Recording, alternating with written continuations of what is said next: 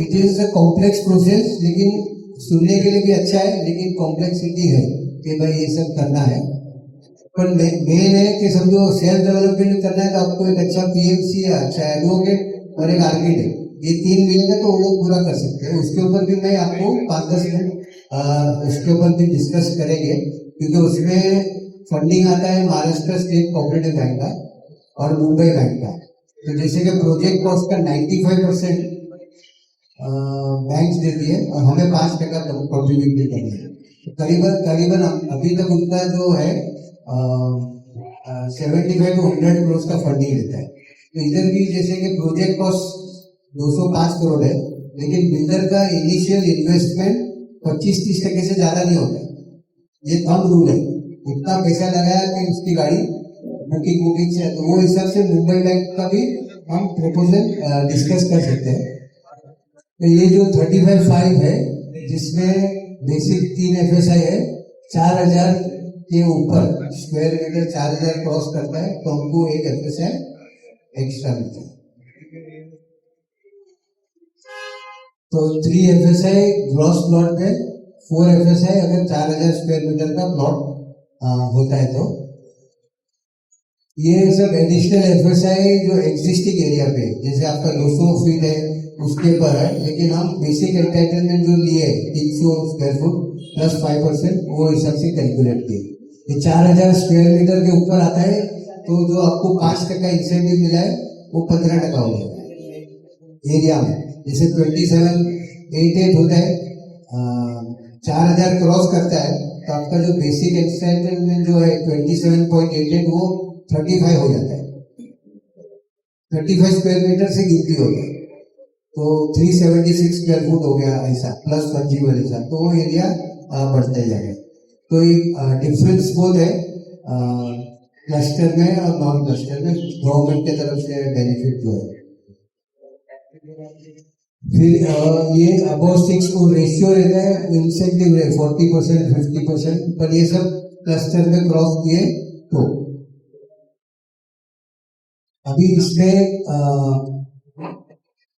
Sharing का भी formula है कि हमारा एक्स्ट्रा FSI में इतना ले ले, लेकिन उन्होंने एक नया नोटिफिकेशन भी निकाला कि अगर आपको हमको फ्लैट नहीं देना है तो आप हमको उतना एरिया का प्रीमियम जो है नॉमिनल हमको भर के दो, तो फिर वो चैप्टर जुड़ा है।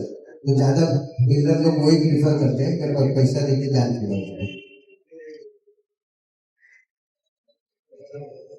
तो बेसिकली ये जो शेयर है कि जैसे हम 4 स्क्वायर मीटर क्रॉस करते हैं तो 3 FSI के बदले 4 FSI मिलता है। वो एक FSI का 70% goes to society and developer, और बाकी 30% का माल देने का, लेकिन वो भी हम उसको नीचे लिखा है bye paying premium eight 60% of the rate, उनका जो रेट रहता है।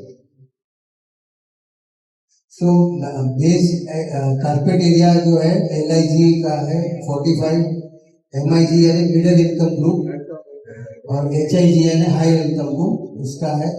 उसके ऊपर भी 7% डेवलपमेंट सेस है, वो हमें भरना है। Okay, amenity space can be reduce to 10%, अभी वो 5% पे भी आ गया है प्राइवेट लैंड पे।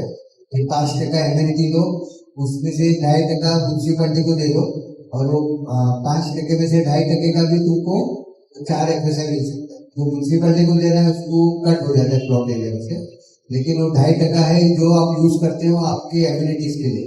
आपको कुछ बच्चे लोग के लिए प्ले ग्राउंड बनाना है या कुछ रिक्रिएशन बनाना है, तो वो 2.5% एरिया में आप बना सकते हैं।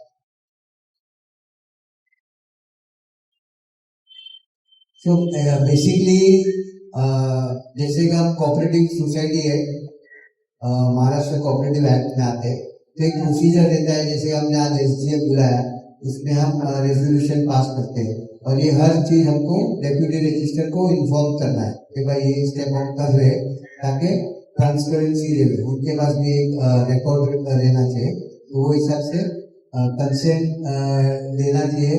फिर और वो भी भाड़ा का जो है तो हर एक का कंसेंट पहले तो प्लेन पेपर पे हम लेते हैं, पहले तो आज सब लोग वोटिंग से लेते हैं, फिर प्लेन पेपर में लेते हैं, और फिर नोटराइज करके जब प्रपोजल सबमिट करते हैं तो नोटराइज हमें करना पड़ता है, वो इधर ही सबसे नोटरी आके वो प्रोसेस कर सकते हैं।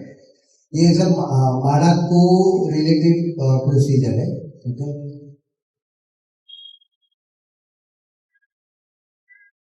पार्किंग रिक्वायरमेंट आपका 45 स्क्वायर मीटर से कम रहेगा तो हर 8 पे एक पार्किंग है।